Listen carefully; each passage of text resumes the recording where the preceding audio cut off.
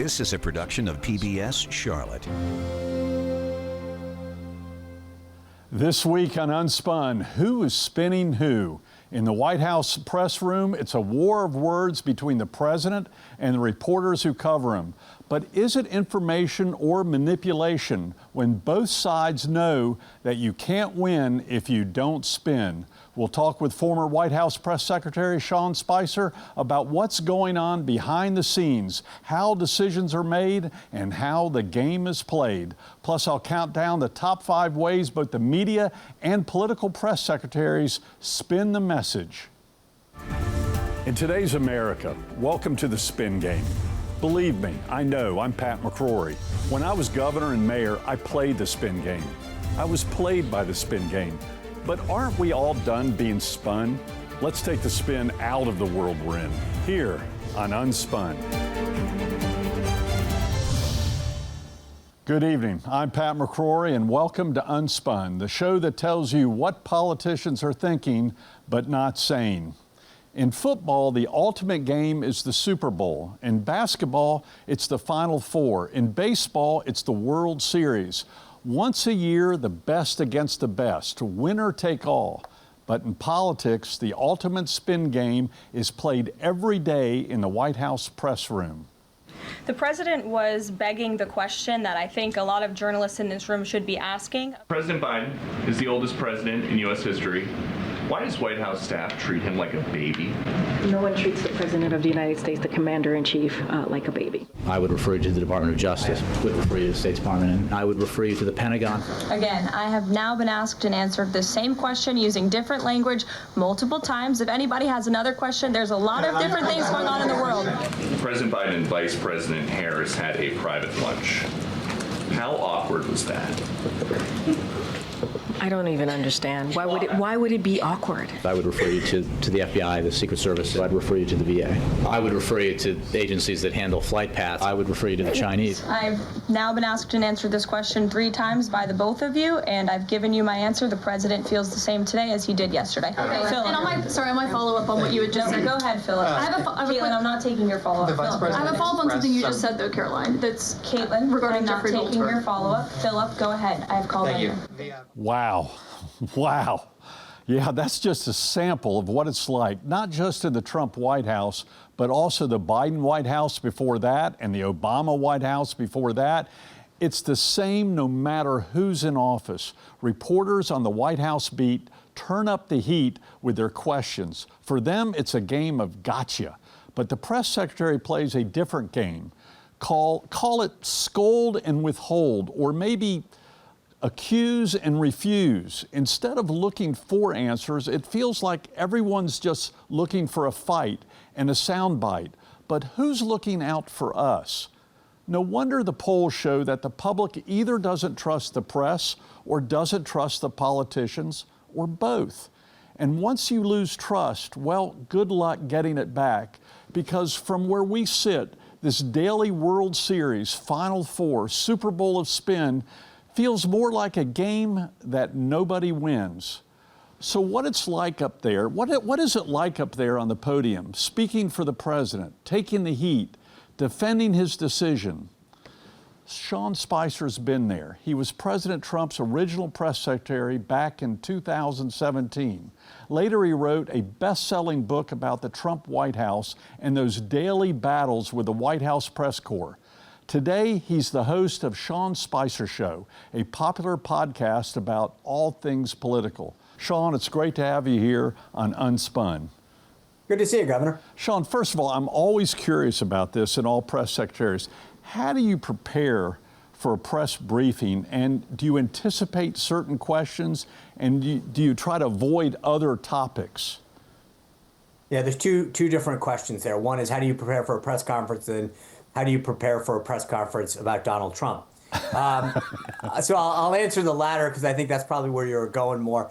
Look, I used to get into the office really early. I would read all the morning reads, Political Playbook, Axios has one, whatever. It was 8 years ago. I can't remember exactly which ones were in vogue at the time because I knew we've had some come on the scene since. But I'd read all those clips from the different newspapers, their op-eds. I would watch all the highlights from the morning news. shows, the different cable programs. And I would say that gets you about 80% of the way there. You know the topics that are trending, the issues that are, trending on social media as well. So you get the sense of the topics. And then I would meet with my staff at about 7:30, 8 in the morning and kind of see if we were all on the same page, what else we were missing, where we needed follow-up. So maybe it was talking to the White House counsel's office or the White House Office of Legislative Affairs or a particularly policy person about getting clarity on an issue. And then for me, what I learned, which I think is very different about Donald Trump than press secretaries in the past, is that I would probably see him 5, 6, 7 times before I'd go out to brief and run by the issue and say, Mr. President, they're asking about the latest on tariffs. Here's kind of where I think the question's going to come. And he would literally sit there and say, all right, Sean, you ready? Write this down. He'd say, the president said. And I would write down verbatim exactly what he said, because one of the big misperceptions that I think people misunderstand about the job of a press secretary is that your job is to speak, and you've had several as mayor and as press secretary and as governor. I'm not there to give you my opinion. I'm there to tell you what the president thinks, or the governor thinks, or the mayor thinks, or the congressman thinks. And so my goal was always to have the best information about his thinking. And sometimes people would say, well, I don't agree with that, or how do you like it? It's not about me. It's not about the press secretary.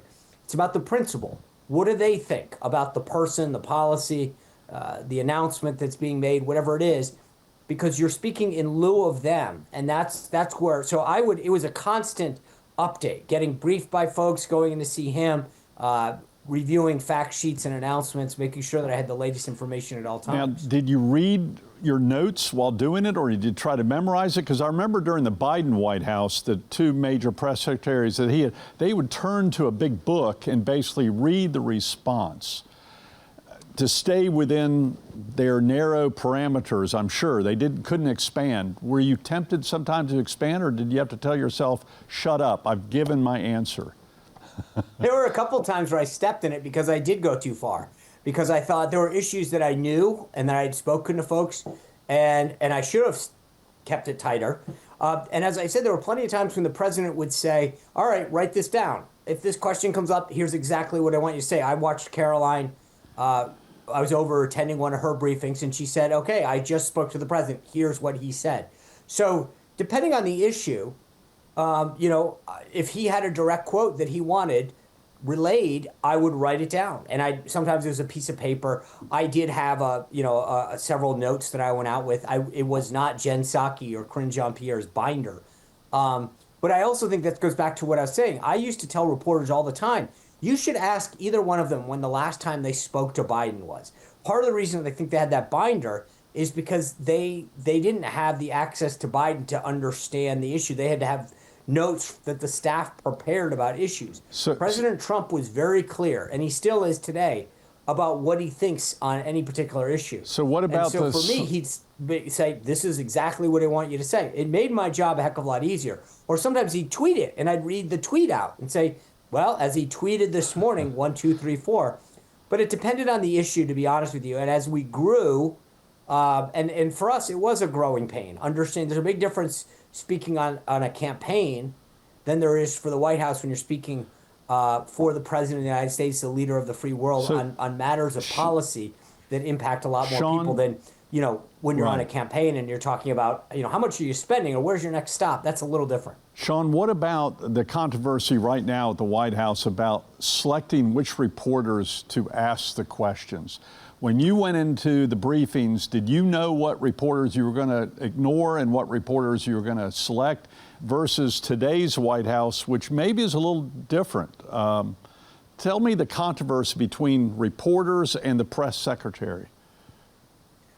Yeah, so let's just lay the context. The briefing room has 49 seats, 7 rows across, 7 back, and those seats are currently assigned by the White House Correspondents Association. It's a whole long story how that happened, I think, and I encourage the White House. I've told Caroline, and I'll say it here again today, I think they should go to an open seating process. This is a government room. The idea that ABC and AP and NBC get reserved seats every day while independent media has to fight for wall space is insane.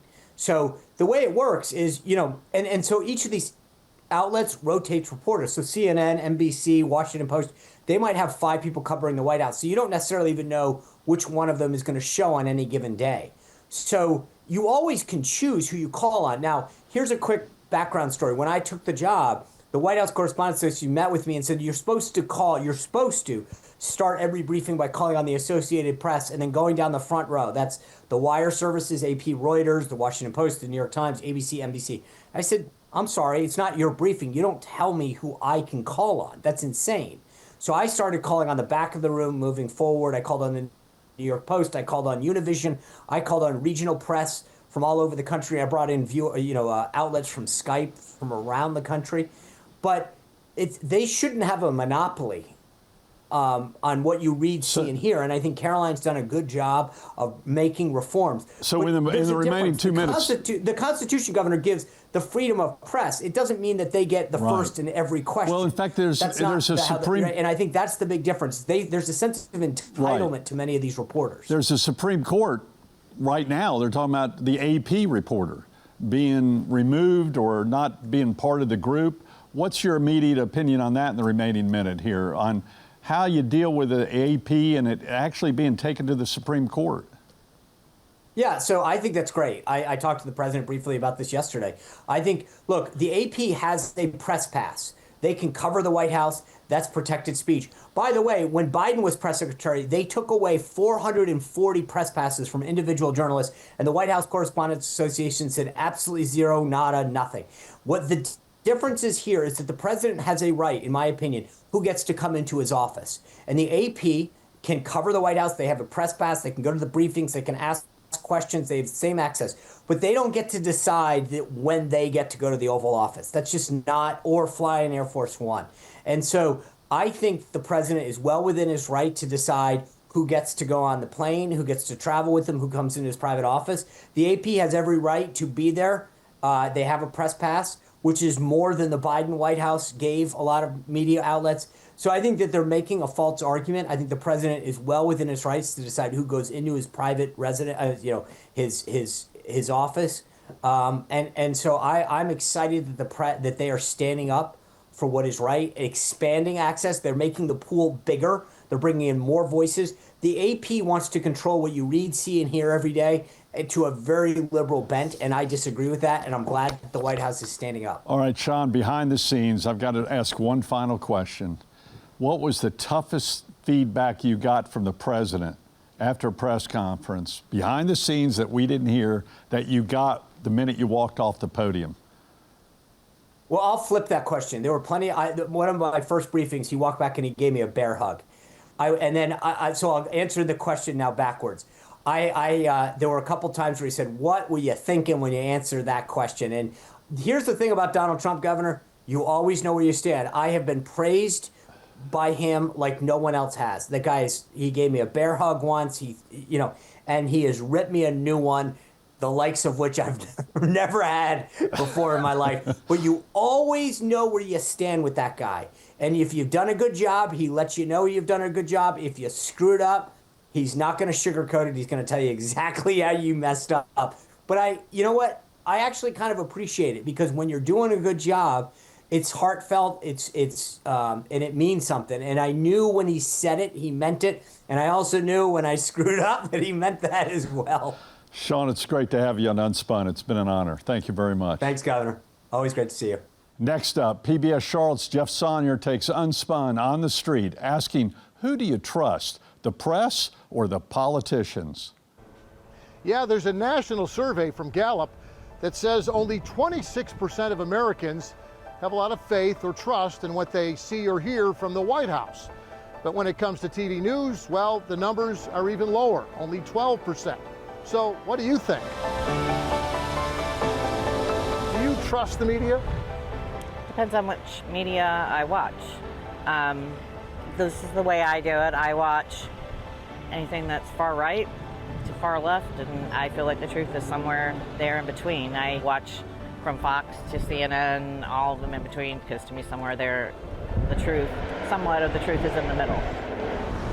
I don't necessarily believe everything that I see when it comes to politics. Yeah, I agree. I don't believe a lot of the politics. I think they want to create a narrative that may not necessarily be true. They just want us to believe a certain thing, but it's a fake narrative to me. Yeah. Like, it just seems It just doesn't seem believable sometimes. It just seems like it's scripted. I try and vary my sources, if you like, and then make up my own mind.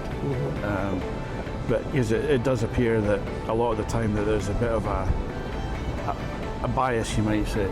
That comes across quite a lot of the time, I think. Yeah. Just report the facts. And Sometimes there's a bit too much of an opinion that goes with it. I think I found myself going more towards, instead of the news media, maybe people that I trust through podcasts more, as well as some other resources. I do try to find sources against that and balance it as much as I can.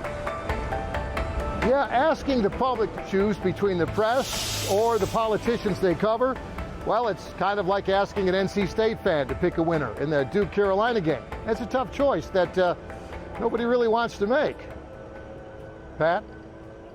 Thanks, Jeff. So what do you think about the issue? Let us know by tagging PBS Charlotte when you post on social media about this week's show. Let us know what you like and don't like about tonight's program.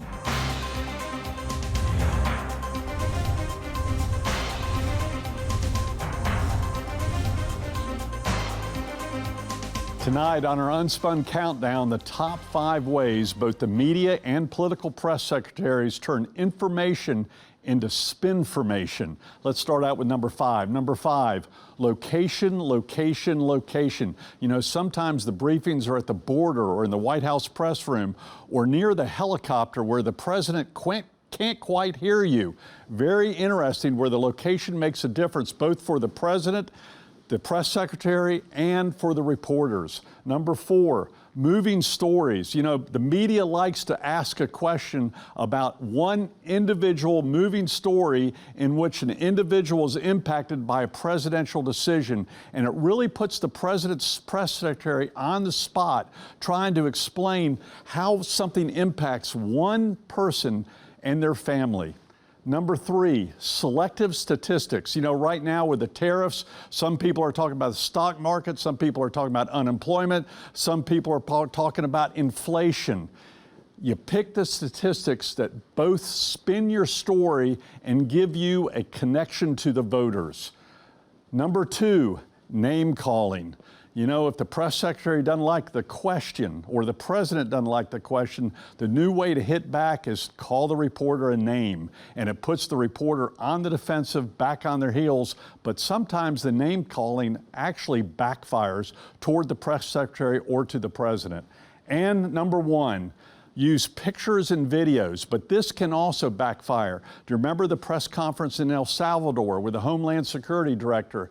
It was with all the prisoners behind her. The problem was she was wearing a watch worth thousands upon thousands of dollars. It backfired. Location and pictures and video, sometimes they work, sometimes they don't.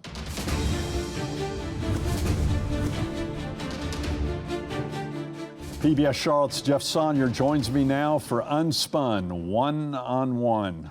See, it's a lot easier now than when you were governor, when you've got just me across the table, right? It's not a bit easier. I still think the same way Sean Spicer feels about the media. Yeah, I feel the exact same way. Towards me, right? Yeah, absolutely, I understand. absolutely. Well, let me ask you, when you were governor, you dealt with what a lot of folks would call a hostile press corps. How does that affect an administration? Does it make it harder to govern? Well, first of all, every governor and every president thinks they had the most hostile press corps. The fact is, I had the most hostile press corps. I had one AP reporter who literally disregarded rules and protocol and respect and would yell questions at me. He got promoted after I was defeated to the national office, but very difficult because I'm not the type who can go call a reporter a name. I don't have that in my personality. And maybe I should have in hindsight, but the staff then had a lot of difficulty with 1 or 2 reporters that just wanted to come in and knock you down. That was their goal, was to get on TV. So that's why I have this spite for reporters like yourself. I could start shouting if you wanted me to, just for old time's sake, you know? But it gets personal, and the press secretary catches a lot of heat too. Yeah. And the press secretary's job is Sean Spicer's job was to protect the president. My press secretaries wanted to protect me. And it's probably easier to protect yourself than to have someone else protect you. Yeah. Here's a flip side question. Now, in the Biden administration, the press was accused of protecting him, hiding his weaknesses. Does that harm an administration when the press isn't testing you day after day, you know, calling you out on things that you ought to be called out on? It's going to catch up with you sooner or later. But in hindsight, I probably dealt with the press too much. And sometimes I would say Trump deals with the press too much. He enjoys it. I like part of the give and take. And sometimes my staff would go, why don't we skip the press this week or today and just give it a rest, because you're not making friends with them. Sometimes you think you're becoming friends with a reporter because you're showing them transparency and access. But one lesson I learned, they'll never be your friends. They will take advantage at times of your transparency and your access. So when you're working with your staff, how do you pick and choose which issues you're out front on versus letting your press secretary or your staff handle it? You decide, is this one of the priorities of your administration, or will this deflect from your administration? So if it's going to deflect from your administration, you want someone else to speak on your behalf. If you want the story to go away, you want someone else to speak on your behalf. If you want it to be a long-term story, the governor or the president's out front, and believe me, it will become more than a one day. We called it, is this a 24-hour story, or is this a week story, or is this going to be a story forever? It's the same issue, but the optics, the vibe changes whether you're out there or whether the staff is out there. Well, when the media hears from the governor or the president or the mayor, they know it's a big story, and you'll most likely be headlining the news at 6 o'clock, and sometimes you don't want to headline the news. If it's the press secretary, the media might move it forward. Would you agree with that based on your experience? Yeah, absolutely. I think when a governor or a president is on camera, that kind of sends a message to not just the public, but to the media covering the politician. And this is more important than maybe a normal press conference. This is even true during crisis. You know, when I had hurricanes or major storms, when I would speak, the media would cover it. When your emergency operations director, it didn't get much coverage. Yeah. Now, Sean Spicer talked about what's happening now with keeping the AP out of the Oval Office. What's the risk versus the reward of singling out an organization or a particular reporter like that shouter you mentioned, and maybe keeping them away from events? You know, obviously you don't want to deal with that, but I guess there might be some pluses for that as well. Well, they can spin it to their reading audience against the president and make public opinion to go against you. It might, though, strengthen the public opinion of your base, and that your base will say it's about time they say no to the AP. We've seen President Trump invite some unfriendly reporters to Mar-a-Lago or to the White House. I saw that Bill Maher was just just brought over for a couple of hours in dinner. What does that do? Does that change an enemy to a friend? Does it change the way you're covered, or is that just what's going on in the head of the governor when you got someone at the mansion or you got the president bringing someone to the White House? The ego of all politicians, whether it be myself or President Trump or Biden, they think they have this persuasive power, and they think it's always going to work. But I'm guaranteeing it's less than 300 batting average, because the reporter reports to someone else. The reporter reports to the president of the news or their producer, and the producer is going to go nail them. Let's get on the front page. And plus, these Bill Maher, for example, he's risking his audience by getting too close to a politician. So some media won't. I had some media right here in Charlotte when I was mayor who would not. I'd offer them a chicken wing or something. They'd go, no, I can't take it. Others would gladly take free food at any time. But when it's a visit to the governor's mansion or the White House, you don't say no when you're invited, do you? Some reporters would have said no. Yeah, no doubt about it. And some reporters would have taken advantage of it and then taken advantage of the politician, because the politician thought, oh, I got him now. They're going to be friends for life. No, it doesn't work that way. Yeah, see, we're proof of that. We're not friends for life at all. Absolutely. Thanks, Governor. Thank you.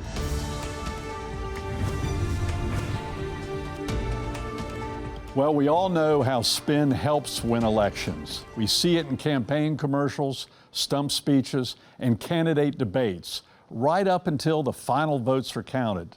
But months after Election Day, Republicans in Raleigh are still spinning. in the race for North Carolina's Supreme Court. It's the only election in the country that still hasn't been decided. Democrat Allison Riggs beat Republican Jefferson Griffin by 735 votes.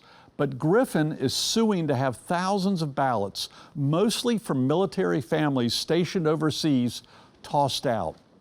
Those are the facts. Now here's the spin. Republicans say those votes for Supreme Court don't count because overseas military voters didn't show ID. In fact, the state never even asked them for ID. But the rules in this election were the same as in previous elections, approved by both Republicans and Democrats, and except for Jefferson, not one other candidate in either party, winner or loser, this year or previous years, has asked for those overseas military votes not to be counted. Look, I'm a Republican. I supported Jefferson for Supreme Court. I wanted him to win. But spinning your way into a Supreme Court seat isn't the way to do it. If you change the rules in this election, after the election is over, then every election could be in doubt in the future. So here's my spin on North Carolina's election for the Supreme Court. If those same overseas military votes counted for president and Congress and governor and legislators and county commissioners and all the other judges who were elected, then why shouldn't they count for the Supreme Court race? Sorry, fellow Republicans, you can't spin your way out of this one. Well, that's the reality as I see it. I hope you'll come back next week as we tell you what politicians are thinking but not saying, right here on Unspun. Good night, folks.